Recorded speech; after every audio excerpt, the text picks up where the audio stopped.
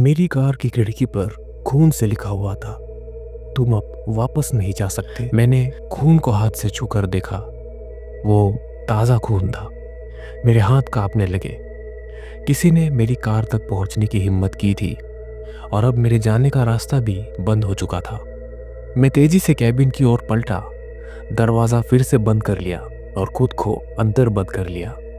अब मुझे क्या करना चाहिए? मैंने सोचा कि मैं पुलिस को कॉल लगाता हूँ। मैंने फ़ोन निकाला लेकिन कोई नेटवर्क नहीं था।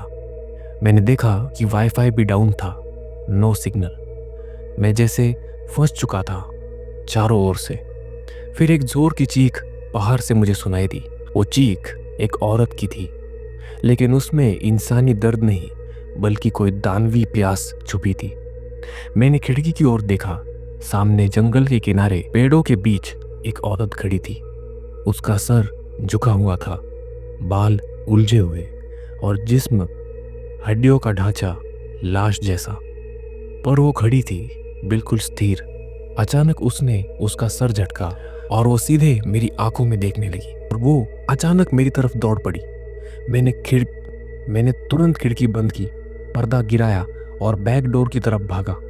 लेकिन जैसे ही मैं पीछे पलटा, वो मेरे सामने खड़ी थी। वो कहने लगी, अब कहाँ भागेगा, अब आया है असली शिकार। उसकी आवाज मेरे कानों में बार बार गूंज रही थी। मैं बैकडोर की तरफ भागने लगा। उसके हाथ मेरी तरफ बढ़ रहे थे। उसके नाखून जैसे लोहे के खंजर हो। मैंने आंखें बंद कर ली और खुद को एक कोने में दबा लिया। फिर मेरी आंख के सामने सब कुछ अंधेरा हो गया। जब मेरी आंख खुली तब मैं जमीन पर पड़ा था, लेकिन कैबिन में अब कोई नहीं था। और अजीब बात यह थी कि दरवाजा फिर से लॉक था और बाहर सुबह की हल्की रोशनी आ रही थी। मुझे लगा क्या ये सब सपना था? मैं उठा।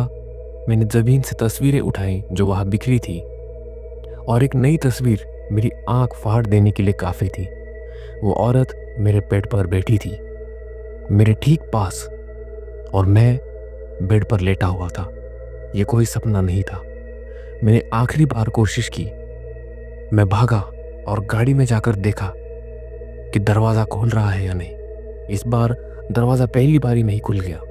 मैंने तुरंत गाड़ी स्टार्ट की और चल पड़ा। लेकिन जैसे ही मैं जंगल से निकलने लगा, मैंने रियर व्यू मिरर में देखा। कैबिन की छत पर वो खड़ी थी। वो देख रही थी और मुस्कुरा रही थी, और उसके साथ वो अधेड़ उम्र का आदमी भी खड़ा था। और जैसे ही मैं मुड़ा, गाड़ी से एक अजीब सी आवाज़ आई, अगली बारी किसी और की है।